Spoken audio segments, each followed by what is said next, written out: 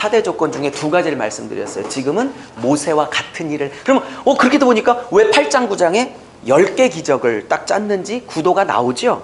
그리고 왜 5덩어리로 설교를 묶어놨는지 나오죠. 그리고 그 5덩어리도 키아즘 구조로 보면 산상수훈과 종말론 강화, 10장과 즉 교회 외적 전도와 18장 교회 내적 연합, B와 B-, 외적 사역과 내적 연합, 이렇게 딱딱 맞물려 돌아가요. 거기에 중앙에 13장 C가 있어서 이 모든 설교 5덩어리가 중앙이 C 13장이라면 이 설교마저도 하나님 나라를 세우고자 하는 설교였다, 이렇게 나오는 거라고. 그리고 메시아 조건 2번째는 이미 얘기했어요. 메시아가 꼭 고쳐야 될 질병 4가지를 고치고 있어야 메시아인 거야. 그래서 그렇게 고쳐되고. 나머지 2가지는요 궁금하죠? 책 사세요. 마태복음도 강의하려고 마태복음만 수십 권 읽었어요. 주석 마태복음만. 이렇게 한 강의를 하려면 그 권에 관한 주석을 수십 권 읽어야 된다고, 한 권당. 자, 책 설명하고요. 죄송해요. 잠깐 1분만 할게요. 그래서 이거 하다였구나. 그래서 그것도 이제 이런 지금 설명했던 모든 설명이 그 워크북 강의 안에 들어가 있는 거고요. 구약관통은 지금 아까 담임 목사님하고 상의했는데 다음 달 22, 23, 7월 그때 요 책을 가지고 창세기부터 에스더까지만 일단 왜 한 권이지, 오늘은 설명할 시간이 없는데 1600년간 40여 명이 있었지만 그 40여 명 안에 계신 분은 한 분이셨기 때문에 사람만 동원했지 한 분이 실제로 썼기 때문에 한 주제가 흘러갈 수밖에 없어요. 여기 제가 페이퍼 드리고 그냥 쓰세요 그러면 이게 100분쯤 오셨으니까 100타픽이 나올 거거든요. 근데 40여 명의 종이 나눠주고 다 썼는데 40여 명이 시대와 장소와 서로들 몰라. 동시대에 있어봤자 미가와 이사야 정도만 비슷한 시기에 살았지 실제로 너무 큰 간격과 장소와 서로 모르는 사람들이 각 시대별 사명을 맡아 성경을 한 권씩 썼는데 다 모르고 각자 자기 역할을 썼는데 창세기부터 계시록까지 한 주제가 흘러. 그러면 40명이 쓴 게 아니라 그 안에 어느 한 분이 쓴 거지. 죄송해요. 그럼 뭐야? 하나님 나라지. 그럼 창세기에서 시작됐던 하나님의 나라가 계시록에서 어떻게 완성되는지 저는 그래서 말 나온 김에 저는 그래서 성경이 미드라고 생각하는 사람이 아니에요. 미드 그러니까 또 신학용 미국 드라마 성경은 미국 드라마가 아니에요. 미국 드라마는 한 시간에 기승전결을 다 쳐줘서 주인공 등장인물 똑같지만 오늘 빠져도 내일 봐도 내일 사건이 다시 시작돼. 미국 드라마의 특징이. 근데 한국 드라마는 한 번 한국 드라마에 꽂히면 왜 권사님들이 미국에서 주일 예배를 제끼냐면 토요일날 비디오 빌려보기 시작했다가 왜 주일날 대표 기도인데도 제끼고 깜빡 잊고 못 가냐. 50분 기승전결을 쳐야 되는데 그 결이 to be continued 이렇게 나와.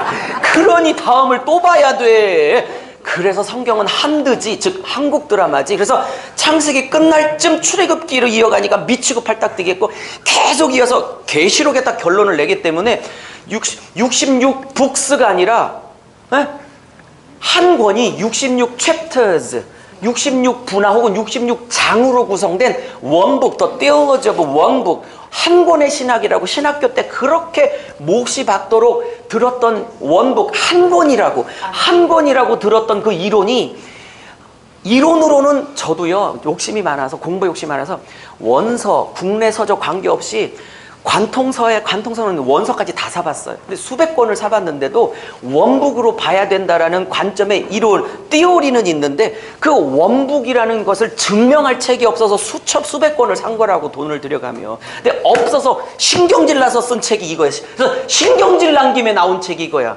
나래도 써보자. 그래서 창세기부터 에스더까지 왜 한 권인지를 조목조목 전명해서 1권 창세기, 2권 출애굽기가 아니라 한 권의 일부가 창세기고, 그게 왜 다음 드라마 2부 출애굽기로 연결되고 그 드라마가 왜 3부 레위기로 연결되는지, 그리고 이 정경의 순서, 정경학이라고 하는데 이 정경의 순서가 창출 레민신인데 민수기가 4번째 올 수밖에 없어. 레위기가 3번째 올 수밖에 없고, 이렇게 17권이 이 순서에 의미가 있는 거. 다시 말하면 빛과 소금이 아니라 소금과 빛이어야만 하는 거. 또 빛과 소금 교회 목사님들은 마음 닫지 마시고요. 그렇게 질 때는 발음상의 의미 때문에 그런 건 100%, 1000% 인정, 그렇게 꽉꽉 안 맡겼어요. 그러나 제가 아무리 봐도 이것은 소금이어야 하나님이, 그러니까 소금으로 녹을 마음이 없으면 빛으로 안 사용하는 건데, 소금으로 녹을 마음 없이 빛의 역할을 감당할 때 주님이 아니야, 소금으로 녹아야 빛으로 쓰지 라는 이 순서의 의미가 반드시 있는 것처럼, 이게 출애굽기가 이런 순서가 이럴 수밖에 없는 거라고. 그것도 하나님 나라 3요소 왕땅 백성으로 쫙쫙 풀어가면 일단 17권만 이틀 동안 하려고 그러는데 17권이 완전히 한 권이거든요. 그리고 칠판이 한 40m 되면 제가 창세부터 계시록까지 그냥 큰 틀만 해갖고 66권이 왜 한 권인지 다 증명할 수 있는 2시간이면 하나님 나라로. 그 중에 일부만 다음 달에 해보고자 하는데 오셔요. 안 오실 분은 지금부터 먹는 건 다 허리로 갈지어다. 그리고 이 제본책은요, 돈이 없어서 그랬는데 한 권당 내려면 700~800만 원씩 들어요. 청구한. 그것도 싸게 내서. 근데 돈 있을 때 내려고 미뤄뒀는데 이제 정기 멤버 목사님들이 그달 한 권씩 다 끝나잖아요. 한 달에 한 권이 다 끝나잖아. 이런 현수막이 다 있으니까. 이것도 돈 1000만 원 넘게 들었거든요. 현수막만. 미친 짓 많이 했죠. 그러면 한 권 끝나면 복습을 하고 싶은데 이제 잊어버리시니까 녹음을 하긴 해도 그놈의 녹음은 그렇게 열심히 하세요. 한 번도 안 들어. 근데 왜 그렇게 녹음을 했더니 마음이라도 든든한다고. 그리고 어느 대목에서 무슨 얘기를 기억이 안 나니까 책이 필요하다고 그래서 정규 멤버들에게만 파는 책이에요. 그래서 강의한 걸 그대로 친 거예요. 녹취를. 이틀 강의를 한 권씩. 그러니까 우스운 책이 아니고 이런 깊이 있는 내용이 다 들어가 있어요. 그러니까 필요하신 분만, 책상사 하러 온 거 아니니까 저 그런 사람 아니니까 오해하지 마시고요. 눈 그렇게 보지 마세요. 자, 갑니다. 이제 시작하겠습니다. 자, 시작합니다. 이제. 자, 우리 옆분에게 한번 인사해요. 오후에 힘내세요. 우리 하나만 더 할게요. 전성기는 안 오셨어요. 시작. 자, 다 같이 해보세요. 입신 금지. 자, 입신하지 마세요. 5시 이후나 하세요. 네, 아셨죠? 네, 입신이 강력하게 임할 때이기 때문에 이 시간이. 갑니다. 이거 설명하고 넘어갈게요. 짧게 할게요. 그리고 자세하는 건 내일 다시 할 거고요. 일단 서울에서 해보니까 하고 하는 거하고 안 하고 나중에 하는 거하고 효과가 훨씬 낫더라고요. 그래서 하고 갈게요. 소위 3대 청년왕국론 20장입니다. 계시록 20장인데 이거는 20장에만 관계된 일이 아니라 1장부터 22장까지 풀어가는 일과 다 관계가 돼 있어서 해야 돼요. 이건 20장에만 국한된 일이가 절대로 아닙니다. 그러면 물론 4가지 후천연설이 있는데 후천연설은 제가 설명을 할게요. 일단 뺐고요. 의미도 없고 나는 그냥 성경만 객관적으로 봐. 웃기지 마세요. 죄송해요. 표현이 이래갖고 내가 어떻게 성경만 객관적으로 본다고 해도 나도 모르는 사이에 이 3대 틀 안에 어느 한 틀을 혹은 한 가지 둘을 섞고 있거나 하나를 나도 모르게 들어가 있지 이거랑 관계없이 나만의 뭐가 있어? 없습니다. 해 아래 새 것이 없노라. 2000년 동안 이 틀 안에서 죽도록 싸워왔기 때문에 제가 속해 있는 학파도 있지만 강의하려고 남들 학파도 다 공부를 했기 때문에 최대한 감정 빼고 제 학파 다 빼고 그냥 마치 그냥 객관적인 것처럼 그대로 팩트를 그대로 설명드릴 테니까 내일 오후쯤에 1, 2, 3번 중에 하나 정하세요. 그러시면 돼요. 그리고 어떤 분이 전화가 왔어요. 당신 국민일보에 냈더니 서울에서 당신 1번이야 2번이야 3번 이렇게 전화가 왔어요. 그거 보고 가겠다고 그래서 왜 그랬더니 어차피 나 안 바꿀 건데 뭐하러 다르면 가겠니? 그래서 제가 설득을 했죠. 오셨는데 너무 좋아하시더라고요. 저는 1, 2, 3번 정답이라고 생각하지 않고 7, 8년 전 철없을 때는 내게 정답이라고 했지만 더 연구해 보니까 이건 예수님이 와보셔야만 결정될 부분이 너무나 많아서 아멘. 다시 예수님이 오셔야 결정될 부분이 너무 많아서 이게 아멘 안 하시는 분은 지금 1, 2, 3번 중에 어느 한 번은 이거 진리야 자식 해봐 이렇게 가시면 안 돼요. 안 돼. 그쵸? 그리고요 없어요. 좀 죄송하지만 철딱선이 없는 소리 하지 마시고요. 없어요. 정답이 없어. 그러니 설명을 최대한 객관적으로 할 테니 들으시고 바꾸지 마시고요. 평생 했는데 언제 또 바꿔. 그냥 내 거 정리하고 남의 것도 좀 파악을 하세요. 이해하셨죠? 그러니까 뭐 바꾸라고 안 할 테니까 너무 걱정하지도 말고요. 제가 강요도 예전엔 그랬다니. 근데 답이 없어요. 객관화시켜서 최대한 감정 빼고 객관화해도 어쩔 수 없이 제 견해는 드러나긴 나겠으나 최대한 objectively 객관적으로 해보도록 하겠습니다. 자, 설명을 하고 갈게요. 자, 재밌을 겁니다. 첫 번째, 20장에 1000년 동안 다스린다, 왕노릇하신다, 그거에 대해서 첫 번째 세대주의 전철연설인데, 이 세대주의 전철연설은 이 영국의 존 다비, 풀네임은 존 넬슨 다비입니다. 존 넬슨 다비가 한 1840년쯤에 주창한 이론입니다. 그러면 세대주의란 신학은 뭐냐? 존 다비가 만든 게 아니고요.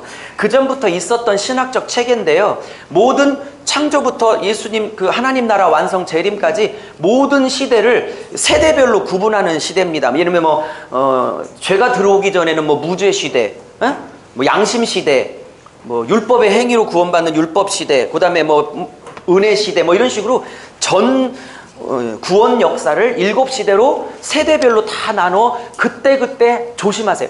그때그때 하나님의 구원의 방법이 다르다고 말하는 게 세대주의입니다. 그 세대주의 신학 체계가 종말론 안에 들어온 거를 존 다비 세대주의 종말론이라고 한 겁니다. 이해하셨죠? 그럼 존 다비가 전 신학 체계를 만든 게 아니고 이미 그 전부터 세대주의 신학이 존재하고 있었으나 이거를 계시록의 종말론에 끌고 온 것이라고 이해하셔야 됩니다. 그러면 제가 오늘 세대주의를 다 강의하려고 하는 게 아니고 할 수 있으나 안 할 거고요. 그게 종말론, 계시록에 관계된 존 다비 이론만 설명하고 넘어가려고 합니다. 이해하셨죠? 자, 그러면 존 다비는 영국 성경의 목사로서 사역을 하다가 나왔어요. 그리고 플리머스 형제단을 창설을 해서 공동체를 운영하다가 이 사람이 1세기부터 1800년, 30-40년대까지 신학 족보에 없었던, 즉 종말론 족보에는 없었던 아주 이상한 독특한 이런 세대주의 전철연설이라는 이론을 처음으로 낸 거예요. 지금부터 한 5분 설명하려고 하는 1번 세대주의 전철연설은 1세기부터 1800년 초반까지는 아예 이 신학의 족보에 없는 종말론인 겁니다. 예? 그러면 강사 목사님, 그럼 1세기부터 1800년대까지는 뭐가 있었어요? 2번, 3번만 존재했던 겁니다. 2번, 3번만. 이해하셨어요? 원래 족보가 종말론, 세대주의 신학 말고 세대주의 종말론, 예스? 그러면 그걸 왜 2번이 역사적이라고 하냐면 요한의 직계제자 이레니우스가 2번 역사적 전철론을 주장을 최초에 했기 때문에 역사적으로 뿌리가 깊어. 그리고 기라성 같은 좋은 학자들도 여기에 다 서 있어요. 그래서 함부로 틀렸다고 말하기 어려운, 왜냐면 너무 좋은 신학자들이 이거를 지지하고도 있어서 쉽게 하기는 좀 어려워요. 그리고 이제 현철연설하고 무철연설 이렇게 있는데, 자, 펼치지 말고 다시 갈게요. 그러면 세대주의 전철연설은 뭐냐? 존 다비가 주장을 했고, 존 다비가 영국에서 1830-40년대, 50년대 주장할 때 영국은 그때 무천연설이 다 대세를 이루고 있었기 때문에 영국에서는 길을 못 폈어요. 그래서 미국 저보다 더 잘 아시죠? 미국의 7개 도시를 부흥해 가다가 어느 한 도시에 스코필드라는 변호사가 이 세대주의 다비 종말론에 꽂혔어. 7년 전 휴거에 꽂혔어. 근데 이 사람은 목사가 아니고 평신도고 하버드를 나온 굉장히 똑똑한 변호사였어요. 근데 꽂혔어.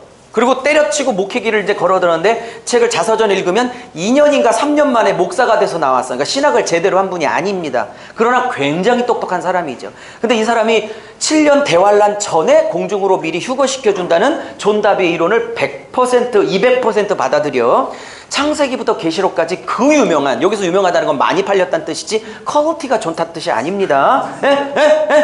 많이 팔린 것과 퀄리티 좋은 건 다른 거예요. 살았다는 이름을 가졌으나 주님 보시기에 진짜 살아있는 교회는 다른 거예요. 자, 근데 이 창세기부터 계시록까지 스코필드가 이 7년 대환란 전 미리 뽑아 올려준다는 휴거론을 근본 바탕으로 다 깔아서 주석서를 내서, 그것이 스코필드 주석 성경인데 미국 전역에 200만 부, 300만 부가 팔려나갔어요. 그래서 그게 1910년, 20년대까지 대세를 이루었어. 그래서 미국 종말론만큼은 7년 대환란 전 미리 빼주는 휴거. 근데 왜 한국이 왜 이렇게 일본 신학 세대주의 전철연설이 강력하냐? 그 존답이나 스코필드의 영향을 받아서 세워진 신학교들이 다 일본으로 가르쳤는데 여기서 일본을 배웠던 선교사들이 한국에 대거 들어왔어. 캐나다나 미국에서.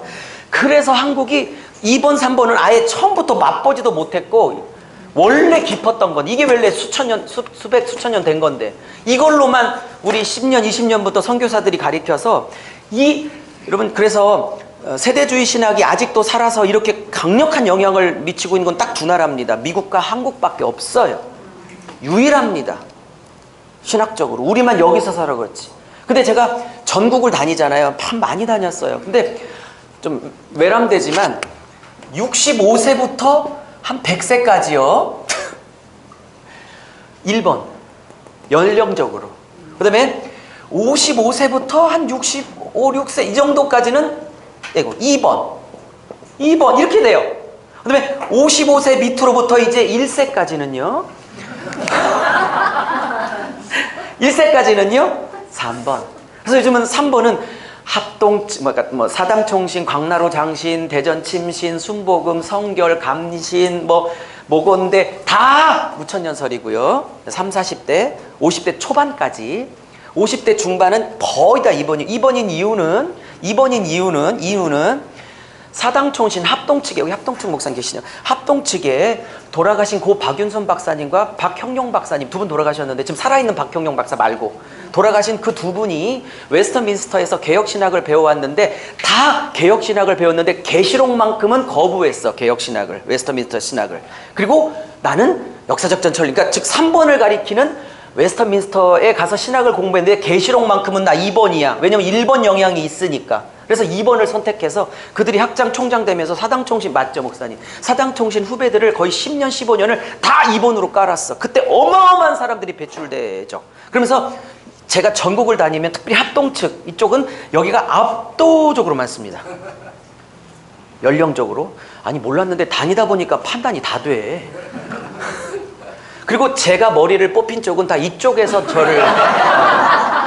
이쪽에서 뽑은 머리신 거고요. 네, 안 나고 있어요 아직도. 좀 많이 났네요 그래도. 자 설명할게요.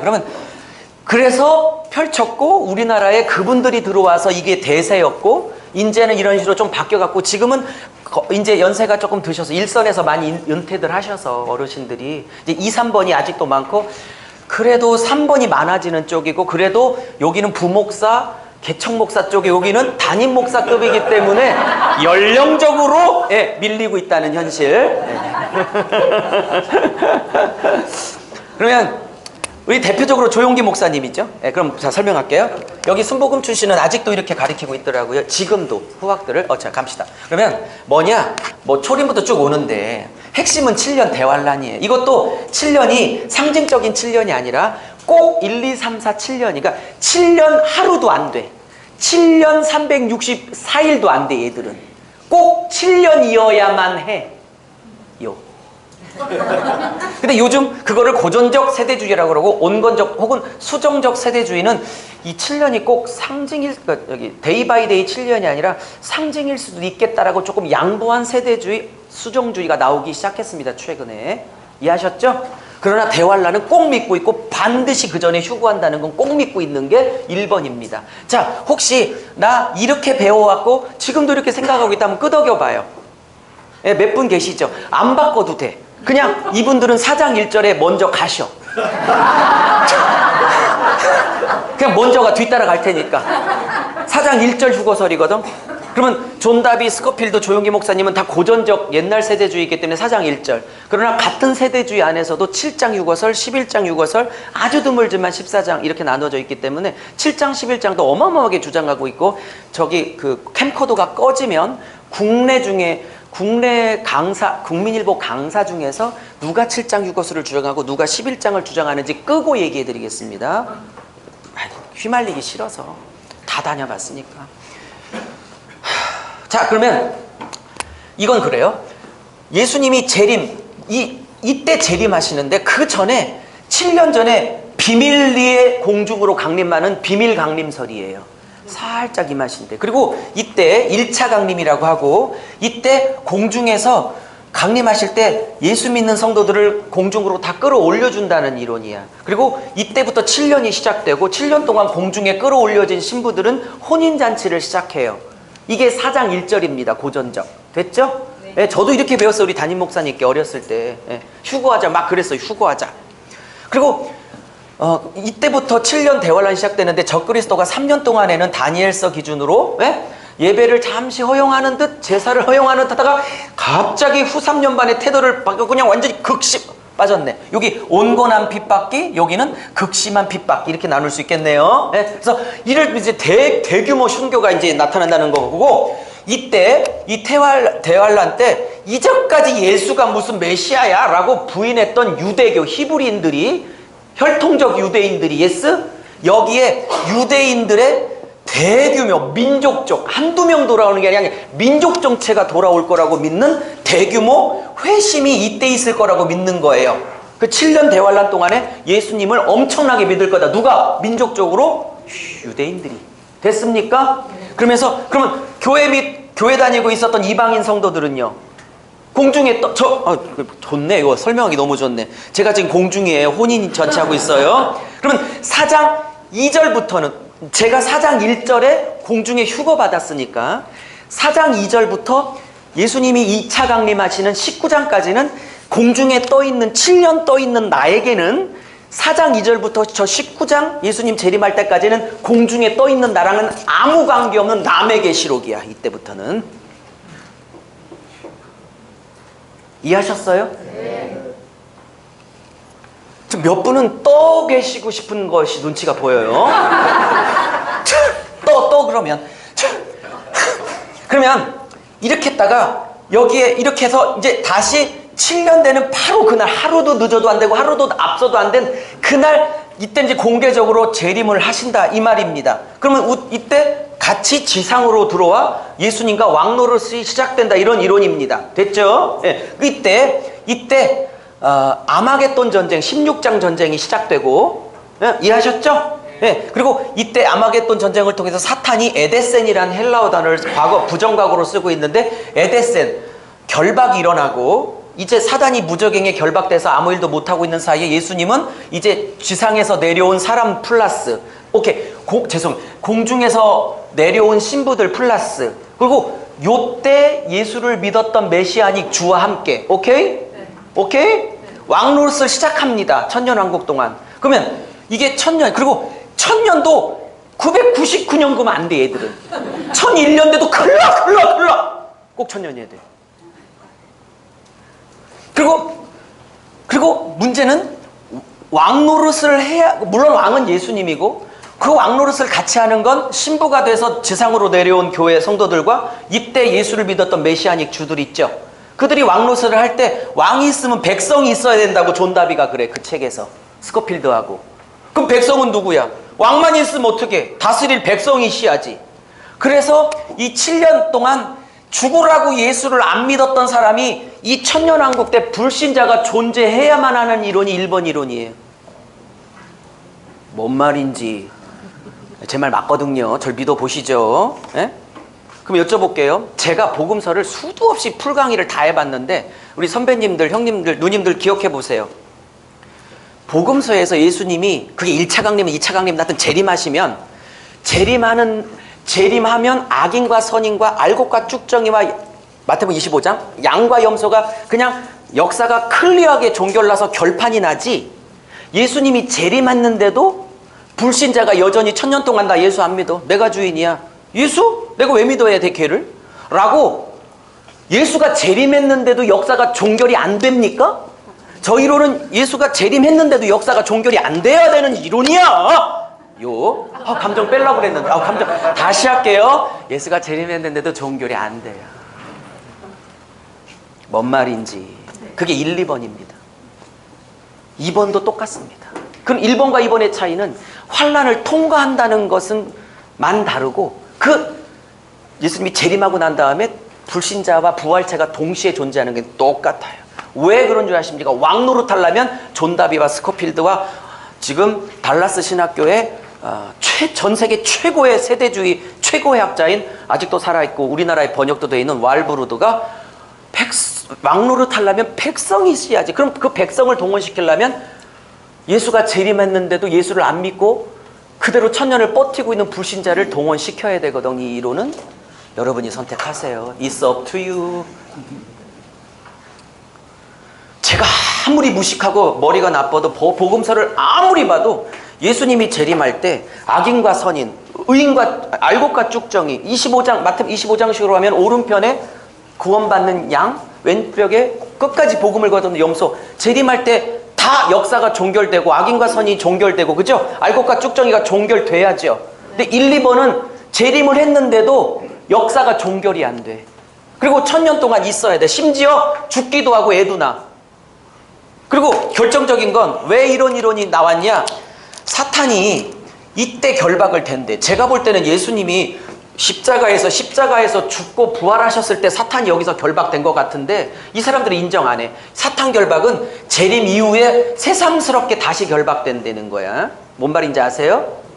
그리고 갇혀있다가 이때 풀려나는데 만국을 미혹한대. 그러니까 사방 백성을 미혹해서 하나님한테, 예수님에게 1000년 동안 왕으로 계신 예수님에게 마지막 끝부분에 마곡의 왕인 고기, 즉 세상나라를 상징하는, 그러니까 요 1000년 동안에 예수를 안 믿고 버틴 사람들을 규합하여 미혹하여 예수님께 마지막 1000년 끝에 마지막 한판을 벌이는 게 곡과 마곡이야. 이해하셨죠? 그럼 이 사람들에게는 아마겟돈 전쟁은 재림할 때 전쟁이고 곡과 마곡은 1000년 후에 두 번째 사건인 거라. 아니, 그냥 여러분이 선택하셔서 그냥 다 정리를 해드리니까. 정리하니까 좋죠? 그러니까 내가 1번을 바꿀 생각이 없어도 정리해드리니까 좋잖아, 1번 분들. 네. 근데 문제는 어떤 문제가 되면 이 사탄이 풀려서 사람을 미혹하는데, 이 사탄에게 미혹되어서 예수님께 들이박을 이 백성은 어디서 나오냐 이거야. 근데 이게 불신자가 없으면 부활체가 되면, 부활체라는 건 죄성이 제거된 거죠. 근데 부활체가 다시 미혹을 받아? 에? 그러니까 미혹받을 불신자가 존재를 해야 돼. 이 이론은 그래서 1000년 동안 나 예수 안 믿어, 저게 무슨 메시아의 왕이야, 내가 인생의 왕이야 하는 불신자들이 1000년을 공존해야 된다는 아주 이상한 이론이에요. 근데 이거를 다 믿고 있어.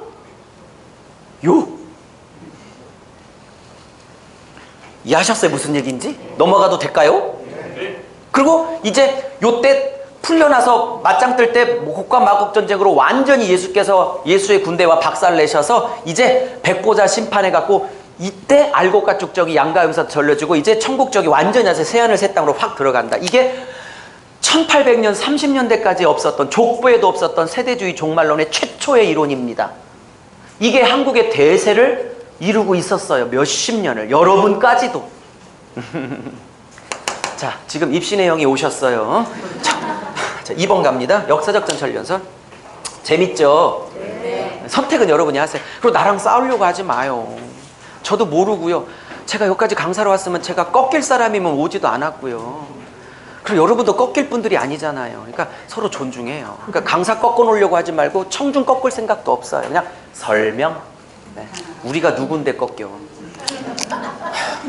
그리고 제가 볼 때 예수가 왕이란 걸 부정하는 것은 사사기의 반복이고 사무엘상 초반기 6장, 7장, 8장의 반복이야. 사무엘 선지자에게 나 눈에 보이는 왕 필요 없으니 사람 왕 세워달라는 사무엘상 초반기와 이스라엘의 왕이 없으므로 자기의 소견에 옳은 대로 행하였다라는 사사기 시대 350년의 이미 사사시대, 이미 사무엘상 초반, 이미 끝난 사건이 여기 사사시대가 다시 재현되는 꼴이야. 성경신학적으로 보면, 정경으로 보면. 됐어요? 자, 2번 갑니다. 역사적이란 것은 뿌리가 깊다는 뜻입니다. 왜냐하면 사도요한의 직계제자였던 이레니우스가 이걸 믿었다고 그러고요.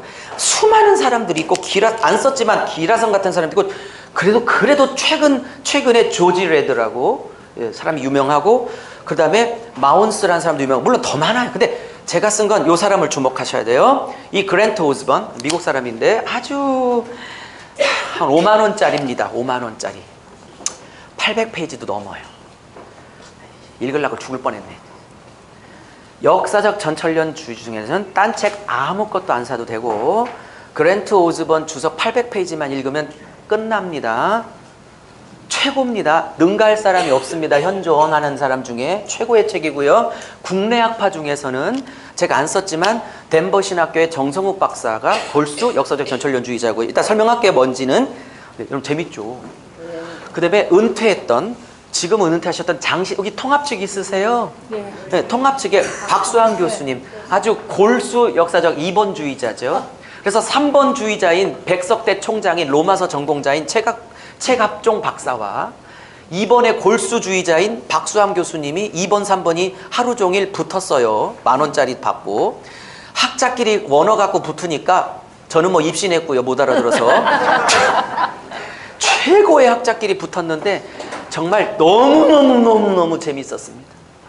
한치도 양보 없는 존중하며 총장님, 박사님 그러는데 말만 박사지 거의 18, 19, 20, 30 이렇게 됐어요. 저 요거 안 했어요? 웃어가며 싸우는 게 얼마나 더 피 터지는 줄 아십니까? 볼만했습니다. 하루 종일. 진짜 재밌었죠. 어쨌든 그럼 역사 전체는 뿌리가 깊다는 뜻이고, 이 사람 주목하세요. 만약에 내가 2번, 나는 그래도 유목사 네가 아무리 뭐래도 난 2번이야 그러면 오케이, 좋아요. 이 그랜트 오즈본 책은 꼭 보세요. 꼭 보세요. 뭐 더 좋은 책은 없어 보일 만큼 좋은 책입니다. 이 책은. 네. 저 다 봤습니다. 네, 다 봤어요. 자, 3번. 그러면 설명할게요. 자, 그러면 1번과 2번의 차이점 뭐냐? 여기는 환란 전에 미리 끌어올려 주는 거고, 그죠? 1번은. 2번과 3번의 공통점은 뭐냐면 둘 다 인나대, 인재양, 나팔재양, 대접재양, 적그리스도의 핍박을 다 힘들더라도, 목숨을 걸더라도 다 통과를 해야 돼. 죽을지라도. 그게 2번, 3번이야. 저는 2번, 3번 중에 서 있는 사람이고 1번은 아니지만, 제가 쫙 강했더니 순복음 신학을 나왔던 어느 전도사님이 그러더라고요. 목사님 견해 듣고 2번, 3번 중에 하나 결정하기로 했더래서 내 건 알아서 하세요. 그랬더니 그래도 미련은 남는데 그래서 뭐 그랬더니 1번, 그래서 뭐 신학교가 그래서 그랬더니 그게 아니고 2번, 3번이 성경이랑 원문, 제가 이따 원문도 다 얘기할 건데 원문 안에선 이게 맞아 보이는데 왠지 미리 빼줬으면 좋겠대, 겁나서. 제가 그 얘기했는데 나도 모르게 아멘 그럴 뻔했어. 나도. 아니 2번, 3번 중에 하나를 선택하라고 권면하고 있는 저도 왜 1번이기를 원치 않겠어요? 누구는 인나대, 적그리스도의 핍박 목을 내놓고 싶겠어? 나도 미리 뽑아 올려주고 싶어. 나도. 그런데 내가 원하는 것과 성경이 객관적으로 말하는 건 다른 거잖아.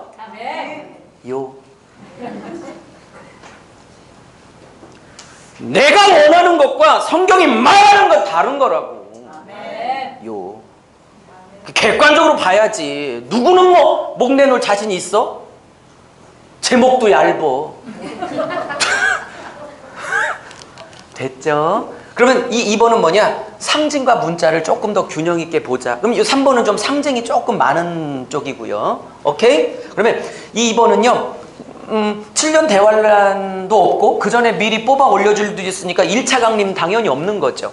그러니까 재림할 때 한 번에 다 끝나는 거죠. 어디 갔어? 1번 재림. 근데 1번과 2번이 같은 건 뭐냐? 왜 같은 전철연서도로 묶여 있냐면 재림하고 여기도 지상에 천년이 꼭 펼쳐진다고 믿는 이론이에요. 꼭 지상 천년이. 아마 선배님 같으면 요쪽으로 배우신 것 같아요. 박경영 박사님이나 합동측이시니까. 근데 역사적 전철련들은 조금 온건해서요. 1번만큼 강력하지 않아서 역사적 전철련주의자 중에서도 데이 바이 데이 천년이라고 꼭 믿는 사람이 반. 실제 그렇죠. 그건 상징이지 꼭 천년일 필요는 없다. 온건하게 보는 상징주의적 천년 반. 나누어져 있어요. 그러나 공통점은 반드시 이 지상에서 천년왕국이 시작돼. 아마 한 80%는 그러시지 않을까. 지금 연세로 봤을 때 그래요. 지금 5학년들 넘으셨죠? 네. 자, 넘어갈게요. 이건 똑같아요. 다 똑같고 7년 대환란이 없고 그 전에 뽑아주는 게 없지 나머지 재림부터는 스토리는 다 똑같습니다. 그만 얘기할게요. 됐죠? 네. 예. 그리고 아까 빠졌는데 이때 사단이 결박됐다는 게 헬라어로 에데센이에요. 기본형은 데오 결박하다인데 거기서 이게 지금 부정과거형이 돼서 에데센인데 여러분 죄송해요. 이게 지금 과거형이거든요. 그럼 재림 이후에 결박되려면 이거 미래형으로 나와야 돼요. 헬라어 시제가. 근데 에데센이요, 과거형이에요.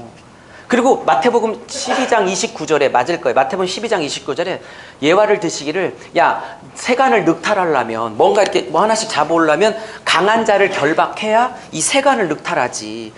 무슨 말인지 알죠? 이 세간은 사단에게 잡혀있는 영혼을 얘기하는 거고, 이 세간을 붙잡고 있는 것은 사탄을 얘기하는 거거든요. 물론 비유지만. 그래서 강한 자를 결박해야 세간을 늑탈하지 않은 것은 십자가와 부활로 강한 자를 결박하면 영혼들이 하나님께로 들어올 것을 비유로 드시는 거거든요. 이해하셨습니까?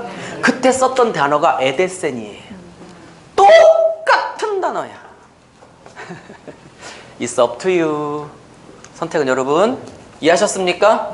네. 그 다음, 자, 이제, 우리 1장 1절 언제 가? 여러분, 은혜는 되는데 속으로 그러죠. 저 인간 1장 1절 언제 하지? 곧 합니다. 걱정하지 마세요. 자, 3번. 무천년설인데요. 무천년주의자들은 되게 싫어해요, 이 무자를. 그래서 무천년주의자들은 그래서 무도 안 먹는다. 죄송해요.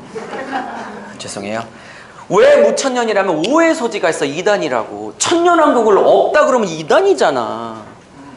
그래서 우리가 왜 없어 그러면서 이필찬 교수님이나 뭐 DK빌 대표적인 사람이고 뭐 총신대 총장하다가 내려간 대구 동신교회 권성수 박사 같은 사람 대표적인 사람인데요. 무천년설은 천년이 없다는 오해가 있으니까 초림부터 재림까지가 실현된 현재 천년왕국이다. 즉 영적 통치. 그럼 뭘로 초림과 재림 사이에 교회를 통해서, 복음을 통해서, 사랑의 왕노릇을 통해서, 그리고 근거구절은 너희들은 성도들은 제사장인데 왕 같은 제사장이잖아. 왕노릇하고 있는 제사장이잖아. 근데 그 왕이 굴림이 아니라 죽음과 희생과 십자가와 자기 부인과 그것으로 왕노릇하는. 할렐루야. 근데 2번보다는 1번의 왕노릇은요, 철저하게 세상 중심의 왕노릇, 지배계급을 갖고 있어. 그러니까 1번을 주장하는 사람들의 왕노릇은 예수께서 서로 베드로와 막 제자들이 네가 크냐 내가 크냐 그랬더니 하도 한심하시니까 마가복음에 마태복음에, 이야, 내 나라의 왕은 세상의 왕과 달라. 그들은 임의로 마음대로 부리지만 내 나라의 왕은 큰 자가 작은 자를 섬기는 것이다. 그래서 왕노릇의 개념을 보혈로 씻으시잖아요. 그죠? 근데 1번은요, 정확하게 세상적인 왕노릇, 굴림의 개념이야. 그러니까 안 믿는 불신자 백성이 나와야 되는 거고. 이해하셨죠? 네. 그러면 2번, 3번, 2번도 좀 건강하고요. 그래도 2, 3번의 왕노릇은 철저하게 가장 큰 자가 앞치마 두르는. 물론 비유니까 용서해 주시고 오해하지 마세요. 제가 천국 가면 누가 제일 먼저 앞치마를, 예수님이 제일 앞치마 두르고 있지 않을까. 왜? 큰 자가 섬기는 나라니까. 그 왕노릇이란 개념 자체도 바꿔야 되는 거라고. 예스? 네. 자, 넘어갈게요. 뭐 다 설명한 것 같아요. 네. 자, 그럼 현천년설은 초림부터 어디 있어? 재림까지가 실제적인 영적 통치 천년왕국이고, 그러면 누가 다스리냐? 승천하신 예수께서 성령을 통해서 교회와 복음을 통해서 사랑의 왕노릇으로 희생과 자기 부인과 섬김으로 이 땅을 복음으로 통치한다. 성령과 교회로. 예스? 동의를 하든 안 하든 설명은 일단 드릴게요. 네. 그거고. 그리고 저같이 전 수학을 잘 못해요. 복잡한 게 싫어. 그래갖고 저같이 머리가 나쁜 사람들은요, 이 이론이 좋은데 뭐냐면 이건 당연히 이제 환란을 통과해야 되는 건 똑같은 거고. 네. 그래서 한 번 재림할 때 1, 2번이 나눴던 전쟁들이 합쳐져. 이때 아마겟돈도, 이때 곡가마곡도, 이때 음녀바벨론, 큰성바벨론도, 이때 두짐승도, 이때 용과 불신자, 그냥 동시사건인 거라. 근데 왜 다르게 했어요? 여봐요. 17장, 18절, 17장 음녀바벨론, 18장 큰성바벨론 이렇게 무너져요. 그죠? 네. 그러면 이거를 시간의 순서로 보는 사람은 17장 다음에 18장, 18장 다음에 20장 이렇게 되는 거죠. 그러면 3번 현천년주의자들은 17, 18 음녀 큰성 바벨론도 같은 사건, 19장 두짐승 박살나는 것도 같은 사건, 20장 용이 박살나는 것도 동시 그때 같은 사건. 그러면 왜 그걸 다르게 모사하고 있냐? 예를 들어 우리 담임 목사님 이렇게 앞에 17, 18이야. 예. 음녀예요. 19 두짐승이야. 20 용 심판이야? 그럼 제가 이렇게 담임 목사님을 3번 모사했다고 3분입니까? 같은 분에 대한 다른 강조입니까? 그죠? 이렇게 보는 걸 현천연설이라 혹은 무천연설이라 이렇게 감정 빼고 설명했으니 여러분이 선택하시면 됩니다. 그리고 안 바꾸지 말고요. 한 3년 내내 계시록 이렇게 했는데 바꾸면 성도들이 헷갈려 하잖아요. 왜냐면 1, 2, 3번 중에 하나를 선택해야 구원받는 게 아니라 예수로 구원받기에 아무 관계없어 구원하고는. 1번을 선택하든 2번, 3번을 선택하든 뭐를 선택하든 간에 결국은 봐요. 제 주장은 이거예요. 1번, 2번, 3번이든 뭐든 언제 오실지 모르지만 그때 신부로 합격을 해야 천년도 의미가 있는 거죠. 그러니까 이게 지상통치인지 상징통치인지도 결국은 재림할 때 신부로 합격을 해야 그 다음도 의미가 있는 거지. 그때 합격을 못하면 이게 지상이냐 상징이냐 아무 의미가 없게 돼. 그죠? 그러니까 안 바꿔도 되고 신부 만드는데 주력합시다. 이게 제 계시록 주장이에요. 그러나 내 거 정리하고 남들은 반드시 정리하고 있어야 하기 때문에 먼저 공부한 거고 함께 나누려고 하는 것입니다. 됐죠? 자, 그러면 이제부터 이제 들어가네요.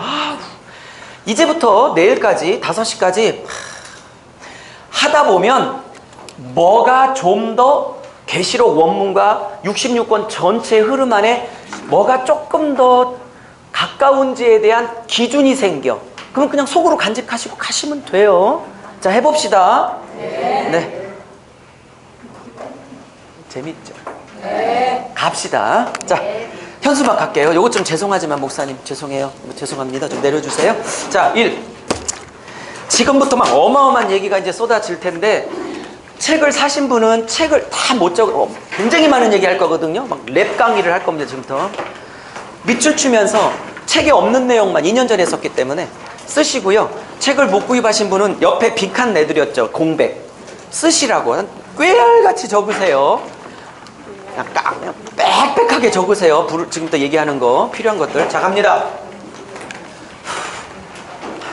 근데 지금까지 한 것만으로도 계시록이 상당히 많이 정리되셨을 것 같아요. 그죠?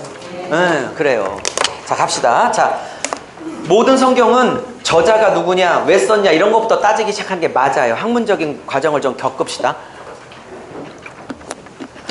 자, 사도행 10 서론은 하고 끝내요. 그래도 네. 아우 힘들어. 제가 서울에서 월화하고 와서 좀 힘드네요. 여기가 먼저였으면 조금 덜 힘들었을 텐데.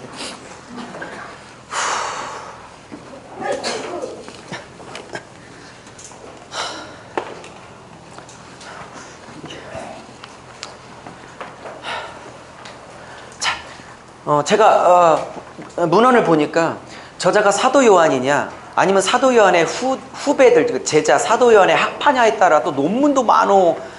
그냥 우리는 사도 요한이라고 합시다. 그럼 뭘 그렇게 따져? 그 다음 두 번째 시기는 도미티안 황제라고 모아져요.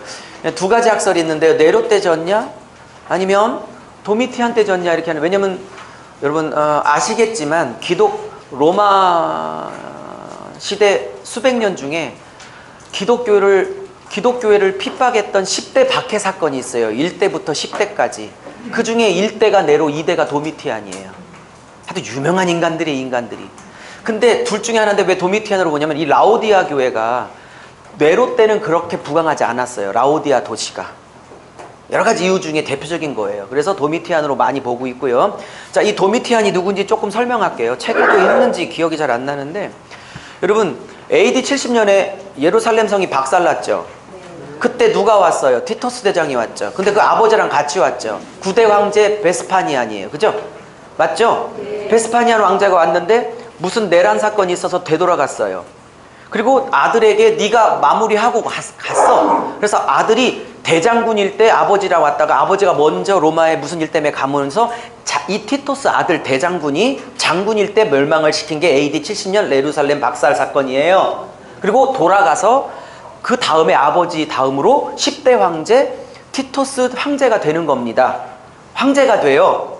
예루살렘을 박살시켰던 티토스 대장군이. 이해하셨어요? 근데 이게 병으로 일찍 죽어가지고 그 동생 도미티아누스, 즉 도미티안 황제가 11대 황제로 형을 이어받아 81년에 집권을 해서 96년에 정권을 내어주게 되는 겁니다. 됐죠? 그럼 요한계시록을 96년에 죽을 때까지 한 94년, 95년경쯤 황제, 로마 황제, 즉 내가 아폴로 신이니까 나 경배라는 자기 숭배 강요가 절정을 이뤘던 94년경이나 5년경쯤에 이것을 썼다라고 보는 게 거의 대세입니다. 그렇게 알아놓으십시오. 이해하셨죠? 그럼 왜 썼냐? 이따 설명하겠지만 세 가지 전선 중에 두 가지 먼저, 여기 시원하네. 여기서만 해야지. 네. 여기 황제 숭배와 유대교 핍박이 가장 강력한 도전이었는데, 기독교의 성도들에게 황제 숭배는 네로도 네로되지만 도미티안 때가 더 심했거든요. 네? 그러니까 도미티안에게 절해야 먹고 살 수 있도록 표딱지를 주는데, 이거를 받지 않으면 이걸 먹고 살 길이 없어요. 동종 업종끼리 이렇게 계모임 같은 거를 하는데 그걸 길드라고 그래요. 그 길드에 껴주질 않아. 왜? 도미티안에게 절했던 표식이 있어야. 아마 그게 13장의 666이라고 추정을 저는 하는데, 그걸 안 보여주면 같은 업종에 계모임에 들어와서 하청을 떼줘야 일을 하고 먹고 사는데, 그걸 안 해주니까 도미티안이 주요, 도미티안이 하나님이라고 안 하고 예수를 붙들고 있으면 일단 그지 오브 더 그지즈, 뭔 말인지 아시죠? 그지 중에 그지로 살 각오를 했어야만 해요.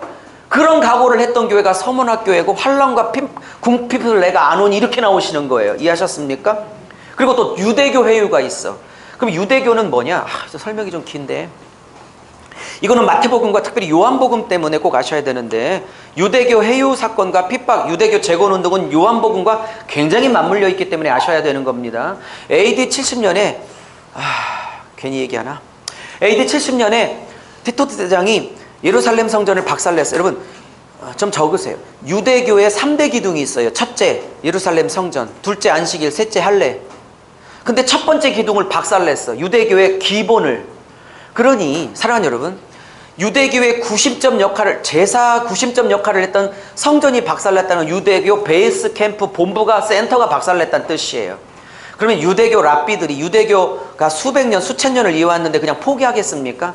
조금 힘을 다시 비추겠다가 70년대 후반, 80년대 초반부터 유대교 재건운동이 벌어졌습니다. 랍비들이 성전은 없지만 유대교를 재건하려고 했어요. 그래서 90년대에 유대교를 재건하려고 뭘 구심점이 있어야 되는데, 구심점 예루살렘 성이 박살났으니까 또 다른 구심점을 만들려고 얌미아에서 랍비들이 모여 그동안에 확정되지 않았던 히브리 성경 39권과 히브리 성경식 순서를, 아까 말했죠? 토라, 예언, 전개연서, 후기연서, 성문서, 이런 39권의 권수와 순서를 확정함으로 눈에 보이는 성전이 없지만 이제 구심점을 히브리 성경으로 확정함으로 이제 유대교 재건운동을 본격화합니다. 그게 90년대 일어난 게 아니라 한 80년대 초, 70년대 후반부터 일어나기 시작한 겁니다. 재건운동이. 그러면 유대교 지도자들 입장, 이것이 요한복음과 마태복음에 너무 중요한 거예요. 마태복음을 괜히 쓴 줄 아세요?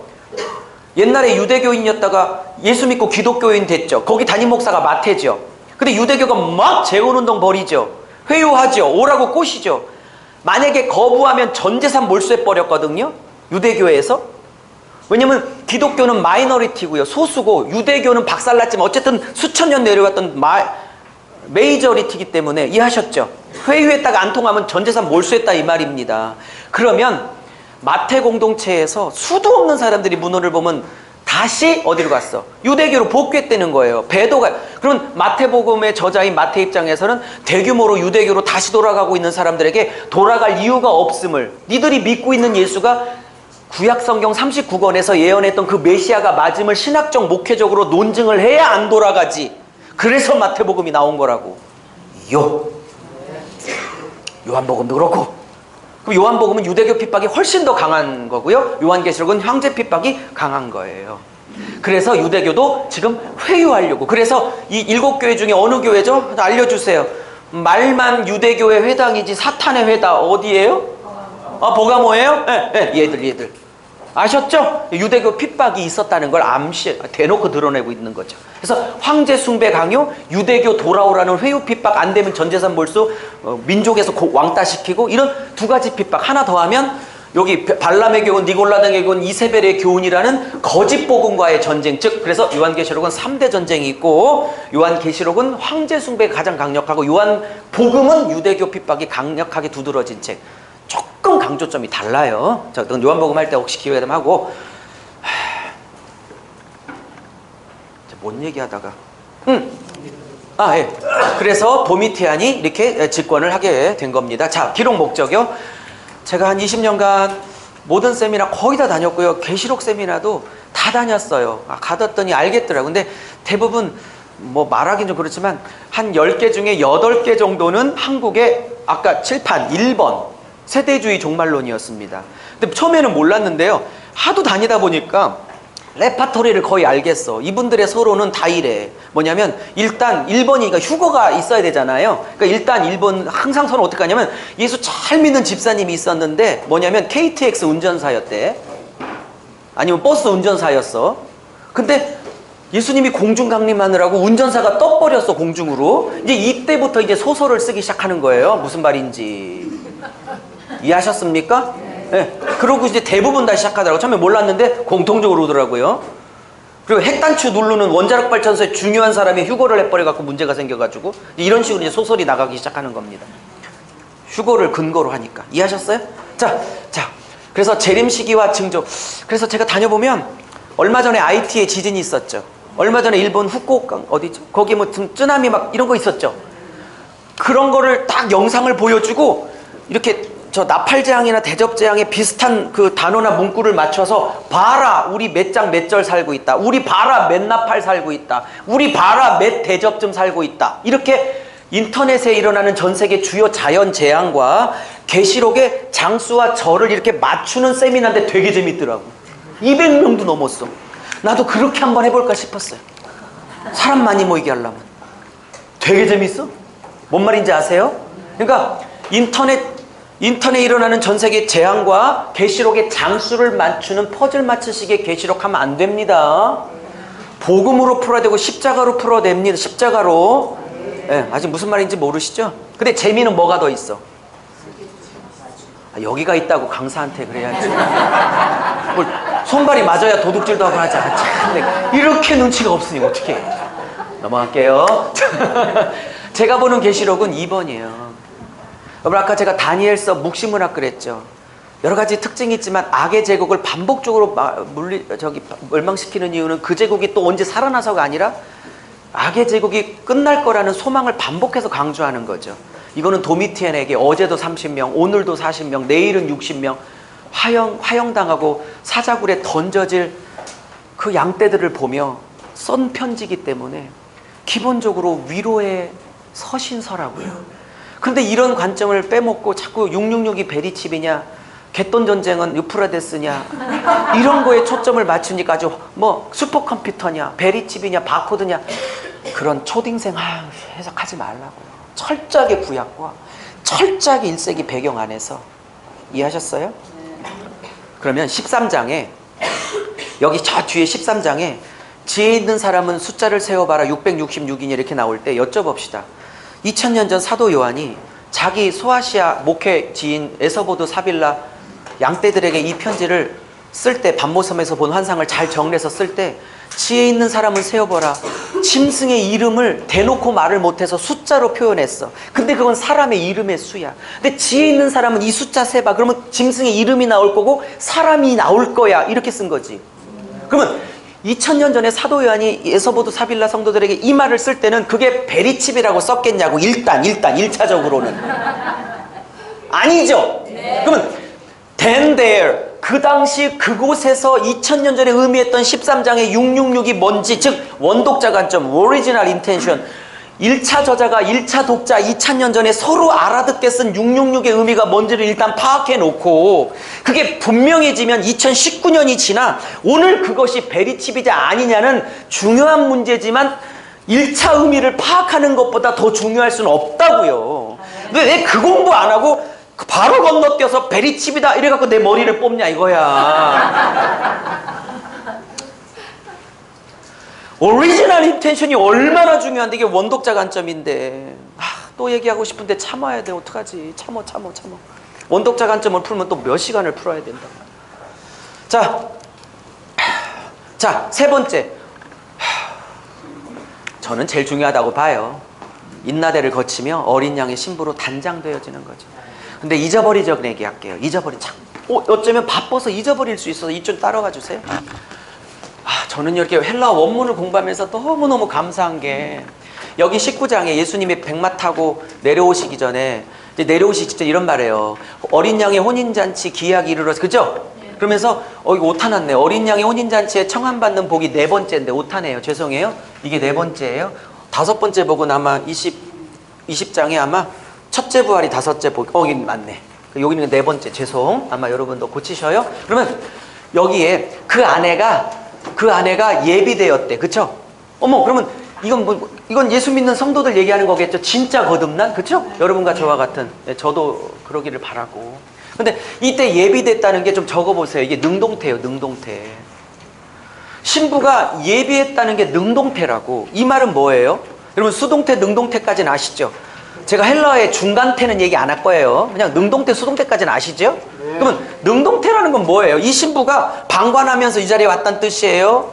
준비하라는, 예비하고 단장하라는 신부로 서야 된다는 주님의 음령에 순종하여 능동태로 최선을 다하여 의지를 다하여 죄랑 싸우며 여기까지 능동적으로 준비하며 왔다는 뜻이에요. 몇 번? 2번. 그죠? 근데 봐요. 여기 21장 절까지는 기억이 안 나는데 2절 같기도 하고요. 이게 2절 같아요. 21장 2절 제 기억에. 거룩한 성 새 예루살렘이 하늘로부터 내려오는데, 이건 나중에 얘기할 거예요. 거룩한 성 예루살렘이 하늘로부터 내려온대. 많은 사람들이 이것이 우리가 살게 될 천국이라고 믿는 거죠. 저도 믿어요. 거기 막 금은 보석 있다고 저도 믿어요. 우리 사모 같지만 가장 은혜 받는 부분이 이 부분이 우리 사모가. 금은 보석 있다고. 왜? 신랑 남편이 유목사가 전도사 때 결혼하면서 해줬던 18K, 24K도 못 해주고 18K 결혼 반지 개척한다고 빼서 둘이 개척 헌금으로 바쳤기 때문에 아직도 반지가 없거든, 우리 부부에. 그러니 한이 맺혀서 특별히 은혜 받는 장면 21장 9절부터 나오는 그 금은 보석과 12보석으로 깔린 이 천국 자기가 살 수 있다고. 특별히 은혜 받는 부분이 저 부분이 우리 아내가. 이해하셨죠? 근데 얘를 새 예루살렘 성이 내려오는데 어머 잘 봐요. 이따가 쉬고 한번 얘기할 텐데 기가 막혀요. 새 예루살렘 성이 내려와야 되는데, 그러면 건물이 내려와야 되는데, 이거 설명을 뭐라고 하면 이 내려오는 새 예루살렘 성이 마치 남편을 위해서 신부가 단장한 것 같대.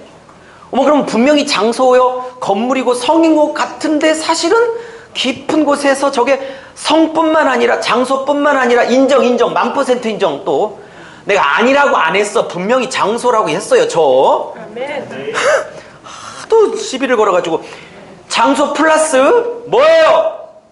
저 성이 단순히 금은보석 성이 아니라 그 인정하지만 나아가 보석처럼 완성된 신부의 성격을 갖고 있다고 암시하고 있어요. 성경이 안 단순해. 그럼 나중 얘기하고, 그 다음에 여기 신부가 남편을 위해서 단장한 것 같대. 이 단장이 능동태일까요? 수동태일까요? 찍어. 능동태.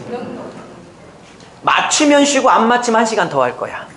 자, 능동태 1번, 수동태 2번. 자, 1번 끄덕여 보셔요. 2번 끄덕여 보세요. 지금 안 끄덕이는 사람이 제일 싫어. 이 물타기 하는 사람. 2번 수동태야. 정확하게 수동태야. 여기에 비밀이 있어요. 여러분, 저는 이런 거면 막 기절하려고 그래. 여러분 기절도 안 해. 기절하려고. 너무 좋아서 막. 왜? 성경이 하나님의 전적인 은혜와 신적 수동태, 전적인 은혜와 사람이 그 은혜를 받고 전적으로 순종하는 능동적이고 의지적인 노력도 동시에 강조하여 어느 쪽도 치우치지 않고 있구나. 뭔 말인지 아멘 좀. 왜 아멘? 좀 너무 감동돼서 아멘을 안 하는 거예요. 지금 입신해서 안 하는 거예요 지금. 아멘? 아멘. 자, 그럼 봐요. 여기 다시 할게요. 19장에 아내가 남편을 위해서 예비됐다. 능동태. 최선을 다해서 재림할 때까지 죄랑 싸우고 음란과 싸우고 교만과 싸우고 미움과 싸우고 이기심과 싸우고 자기 욕심과 싸우고 탐심과 싸워왔단 말이야. 에? 동성애랑 싸우고. 뭐 동성애 찬성하시는 분은 없죠? 가세요. 환불해 드릴 테니까 가. 내가 며칠 전에 동성애 찬성하는 목사랑 2시간을 얼마나 거품 물고 싸웠는데 진짜. 그분은 아니지만 나 진짜 목사가 전 여자가 좋아요. 어쨌든 이렇게 능동태로 싸워왔다고. 근데 여기는 그거를, 이건 능동태인데 싹 21장 2절이 맞을 것 같은데, 그죠? 21장 2절에는 그거를 수동태로 받아. 신적 수동태로. 이건 뭐예요? 최선을, 잘 들어요. 아멘 하실 것 같은데, 최선을 다해서 신부가 능동태로 19장에 준비를 했는데 나중에 완성되고 보니까 그 노력마저도 하나님의 은혜가 시켜서 한 거예요. 이러니 칼빈주의나 아르미누스주의나 아무 관계 없다. 조직 신학자들이 쓰는 게 성경 신학을 한 저에게는 아무 의미가 없다니까. 여기는 능동태를 놓고 그 마지막을 하나님의 은혜가 하셨대. 은혜로 예비됐고 단장됐대. 근데 여기는 적극적으로 신부가 의지를 내서 했대. 어머, 이런 능동태와 수동태의 결합, 미치고 팔딱 뛰겠는 거지. 성경이 재밌어서. 나만 뛰어. 이게 너무 재밌어서 도저히 영어 선생 못하겠더라고. 그냥 팍 때려치고 목회를 한 거지. 성경이 너무 재밌어서. 너무 영어 가르치는 게 의미가 없어. 성경 가르치고 싶었어.